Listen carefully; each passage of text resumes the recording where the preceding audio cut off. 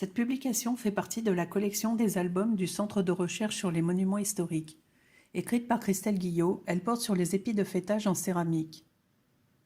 Ces objets posés en haut des toits ont d'abord une fonction décorative.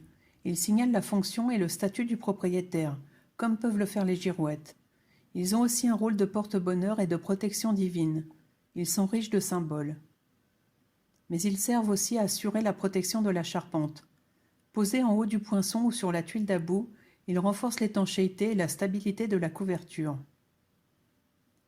On étudie ici uniquement les épis de fêtage en céramique, car il en existe en plomb, en fer ou en pierre. Leurs formes peuvent être classées en 5 catégories. Anthropomorphes, ils représentent souvent le propriétaire ou indiquent sa profession. Zoomorphes, ils signalent la fonction du lieu. Par exemple, ceux avec un oiseau à leur sommet sont en général posés sur un pigeonnier. Phytomorphes, ils peuvent indiquer la production que le bâtiment abrite.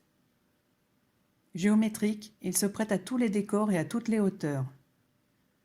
Ou encore en forme de bouteille, avec ou sans once. Pour étudier ces objets, il faut aller sur place pour examiner ceux qui ont été déposés.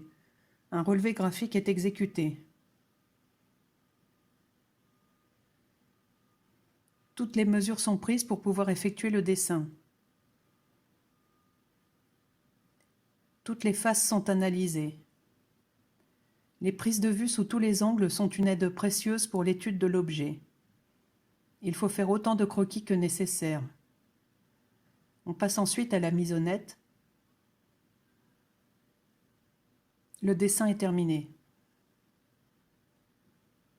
Les relevés graphiques peuvent servir de base aux archéologues, aux restaurateurs, aux potiers. Ici, cet épi de fêtage a pu être reconstitué à la poterie de Bavent sur la base des relevés du centre de recherche.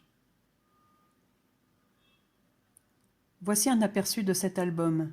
Des dessins de face, de profil, parfois en coupe, des photos avec une description des objets, leur datation quand elle est possible, leur origine et leur centre potier lorsqu'il est connu, sont classés par période et par lieu de production. Cet album reprend les dessins parus en 1988 dans l'album de Martine Diot, qui couvrait les régions Normandie, Bretagne, Centre-Val de Loire, Bourgogne-Franche-Comté, Nouvelle-Aquitaine. Il est augmenté de nouveaux relevés effectués pour la plupart en région Occitanie. Paru aux éditions du Patrimoine, cet album est en vente en librairie depuis le 14 janvier 2021.